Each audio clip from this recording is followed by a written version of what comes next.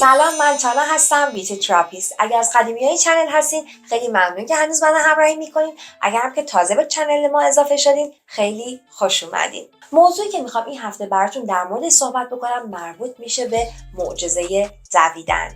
اما قبل از اینکه بریم سراغ ویدیو باید بگم هر هفته ویدیوی جدید داریم، پس اگه علاقه‌مند هستین به موضوعاتی در مورد پوست و زیبایی حتما کانالمون رو سابسکرایب بکنیم، چون قراره که توی این چنل هر چیزی که به ما کمک میکنه کیفیت زندگیمون رو بالا ببریم با هم دیگه در موردش صحبت بکنیم. بدون معطلی بریم سراغ ویدیو.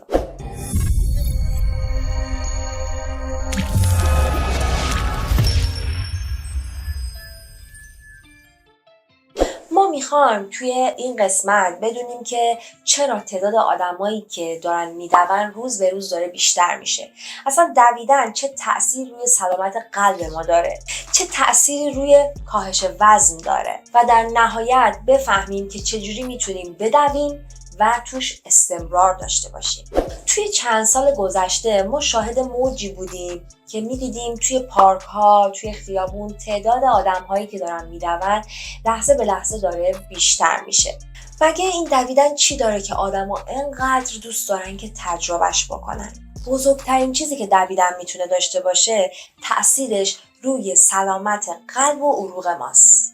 به زبون ساده بخوام بهتون بگم، قلب ما یه سیستم ماهیچه‌ای داره که وظیفش اینه که غذا و خون رو پمپاژ بکنه به قسمت‌های دیگه بدن و هر چقدر که این ماهیچه قوی تر باشه منظم‌تر و بهتر عمل میکنه و خب به دنبال خودش باعث میشه که ما یک عمر طولانی‌تری هم بتونیم داشته باشیم. به غیر از اون میتونه روی سلامتی فیزیکی ما تاثیر بذاره، از حمله‌های قلبی و چیزای دیگه هم جلوگیری کنه.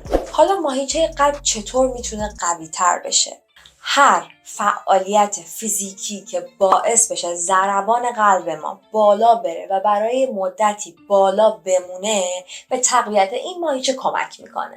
قلب ما چند تا محدوده حرکتی داره که بهش میگن 5 زون. کلا من اینجا سعی کردم که براتون یک حالتی فشرده اینها رو توضیح بدم به زبون ساده و اگر دوست داشته باشین باید این تحقیقات رو دنبال بکنین، چون خیلی مطلب در موردش هست، خیلی در مورد این موضوع داره تحقیق میشه و خیلی گسترده است و تخصصیه و من خواستم اینجا به زبان ساده و یه خورده جمع و جور براتون توضیح بدم تا اون چیزی که به دردتون میخوره ازش استفاده بکنید. خب کجا بودیم؟ گفتم قلب ما چند تا محدوده حرکتی داره که بهش میگن 5 زون که حالا شامل 5 مورد هستش که ما با مورد دوم بیشتر از همه کار داریم. که یعنی چی زون 2؟ یعنی این که ما بخوایم که بدویم و در حال این دویدن بتونیم که با یک نفر صحبت بکنیم. یعنی نه اونقدر سرعت ما باید زیاد باشه که توانایی حرف زدن نداشته باشیم، نه باید انقدر کند باشه که کلا این ضربان بالا نره و خیلی ملایم باشه. پس چی شد؟ در یک حالتی میدویم که نه خیلی کند نه خیلی تند باشه، در حدی که بتوانیم در حین دویدن صحبت کنیم.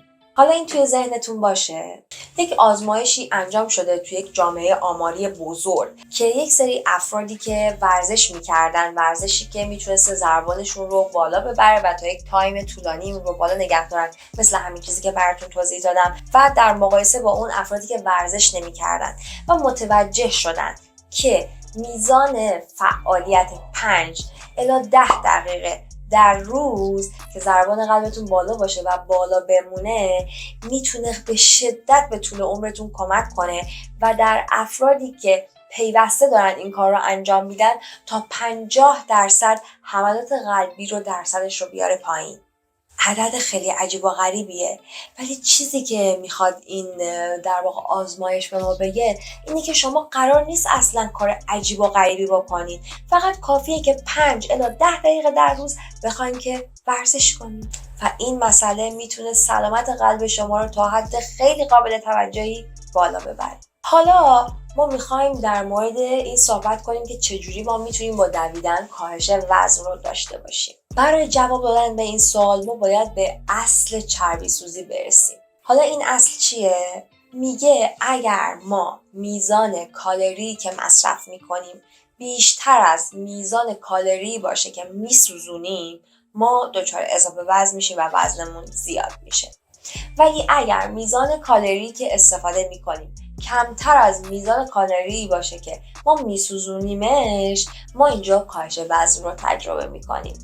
حالا داستانه یه ورزشی مثل دویدن توی چربی سوزی اینجوریه که به ما کمک میکنه که ما چربی سوزی بیشتری داشته باشیم و کالری بیشتری از دست بدیم. و نکته‌ای که راجع به دویدن وجود داره اینه که از طریق یک سیستمی به نام APOC، اگه بخوام درست بگم، یعنی در طول روز نه تنها که اون ورزشی که شما انجام میدین باعث میشه که شما کالری بسوزونین، این یک سیستمی هستش که در واقع شما تو اون تایمی که استوب هم میکنین بین 30 تا 80 دقیقه بعد بازم چربی سوزی رو دارین تجربه میکنین. یعنی حتی تو اون زمانی که هیچ فعالیتی ندارین چربی سوزی داره اتفاق میافته و اینجوری هستش که یه استوپی وسط این قضیه داده میشه. یعنی ما ضربانمون رو میبریم بالا، برای یه تایمی بالا نگهش میداریم و بعد میایستیم، یه رفرش میکنیم خودمون رو و توی این تایمی هم که ما فعالیت نداریم چربی سوزی داره اتفاق میافته. مجددا دوباره با ورزش کردن، با دویدن ضربانمون رو میبریم بالا،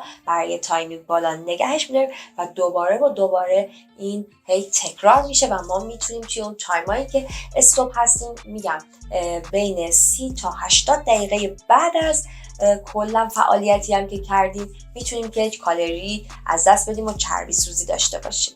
حالا ما چطوری میتونیم کاهش استرس و افسردگی داشته باشیم با دویدن؟ یکی از بزرگترین مهارت‌هایی که ما باید داشته باشیم توی این دنیای مدرن اینه که ما بتونیم سطح استرسمون رو کنترل بکنیم. وقتی میگم استرس، منظورم اون استرس مزمنی نیست که ما ممکنه داشته باشیم. یا وقتی از استرس صحبت میکنم منظورم اون استرسی نیست که شما مثلا قبل یک سخنرانی میخواید داشته باشین.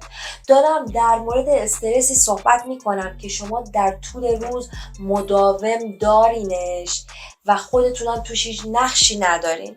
حالا ما میخوایم بفهمیم که چطوری این رو کنترل بکنیم. دویدن از نظر بیولوژیکی و از نظر ذهنی خیلی تاثیر مستقیمی داره روی این مبحث. حالا میخوایم بدونیم چجوری اصلا این کار رو انجام میده. همه این چیزایی که میخوام بهتون بگم در موردش مطالعه شده، تمام منابعش وجود داره و فکت هستش. دویدن باعث میشه که یک ماده‌ای به نام گالالین تولید بشه که من در واقع دارم فارسی شده کلمه انگلیسیش رو میگم، که توی مغز ما ایجاد میشه و همین باعث میشه که ما بتونیم که استرسمون رو بهتر کنترل بکنیم. دویدن باعث میشه که یه سری تغییرات تو هیپوکامپس اتفاق بیفته که توی مغز ماست و دخیل توی کلاً یادگیری مهارت‌ها و حافظه. و کاری که دویدن انجام میده اینه که اون استرس و اضطراب مزمنی که در طول روز ما احساسش میکنیم و تاثیر منفی میذاره رو هیپوکامپس رو کمتر کنه. حالا ما تصمیممون رو گرفتیم و میخوایم بدویم، شروع کنیم این کار رو انجام بدیم، اما نکته‌ای که هست اینه که ما باید استمرار داشته باشیم توی این دویدنه. حالا ما چیکار میتونیم بکنیم که استارت کنیم مسئله رو و تداوم داشته باشیم توش؟ 3 نکته هست که اگر این 3 نکته رو رعایت بکنید تا درصد قابل توجهی میتونین که توی این مسئله استمرار داشته باشین و بهتون کمک میکنه. اولین قدم اینه که شما یک اپلیکیشنی بخواین که توی گوشی موبایلتون داشته باشین مثل استراوا، که این در واقع یک نوع سوشال مدیاست مثل اینستاگرام که شما میتونین عکس بذارین، لایک کنین، کامنت بذارین. این هم به همون شکل هست، یک جور فضای مجازی هستش، ولی با این فرق که روی دویدن فقط کار شده توی این اپلیکیشن و فقط کسایی که میدون این اپلیکیشن رو دارن میتونین که با هم دیگه تجربه هاتون رو به اشتراک بذارین و اینکه عددهایی که این در واقع اپلیکیشن به شما میده خیلی هیجان انگیزه، خیلی امیدوارانه است و کلا سابقه شما رو مثل یک نمودار بهتون میده، اینکه شما چقدر دویدین در این تایمی که دویدین، مثلا تو ساعت اولیه چقدر کالری سوزوندین، تو ساعتی که استاپ داشتین چقدر کالری سوزوندین و خیلی تخصصی در واقع به این موضوع پرداخته و داشتن یه همچین اپلیکیشنی خیلی میتونه شما رو هول بده سمت دنیای دویدن. دومین نکته‌ای که خیلی مهم هستش یک کفش مناسبه که به کمرتون فشار نیاره، به پاتون فشار نیاره، استاندارد باشه. لازم نیست که حتما بخواید از یک کتونی اورجینال استفاده بکنین، 10 میلیون 20 میلیون بخواید که هزینه بکنین حالا مثلا برای یک کتونی.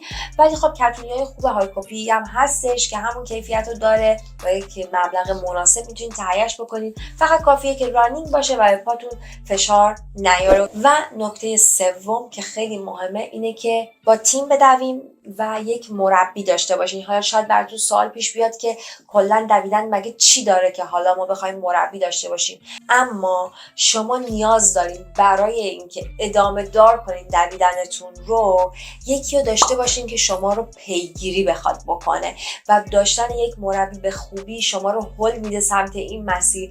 بسا اینکه دویدن اونقدر هم که فکر میکنین کار ساده ای نیست و باید بالاخره درست به درستی انجام بشه و داشتن یک مربی خیلی میتونه به اینکه شما اصولی دویدن رو بخواید یاد بگیرید کمک کنه. مطمئن باشین که کاملا مؤثر هستش. خیلی اینکه شما بخواید با تیم بدوین بهتون انرژی میده، اون هم خیلی موثر هستش و این سه گزینه در کنار هم باعث میشه که شما شروع کنین به دویدن و درش استمرار داشته باشین. مرسی که تا اینجای ویدیو همراه من بودین. اگر از اینجور ویدیوها دوست دارین حتما داخل کامنت ها بر من بنویسین تا جایی که بتونم حتما جواب همتون رو میدم. موضوعی که میخوام هفته بعد در موردش صحبت بکنم در مورد رطوبت پوستی سلبریتی ها هستش که اگه دوست داشته باشین حالا این سری رو ادامه دار میکنم. خوشحال میشم نظرتون رو بر من بذارین. اینستاگرام من روی صفحه میاد، خالی از لطف نیست که اون رو هم فالو داشته باشین. مرسی که با من همراه بودین. تو ویدیوهای بعد میبینمتون.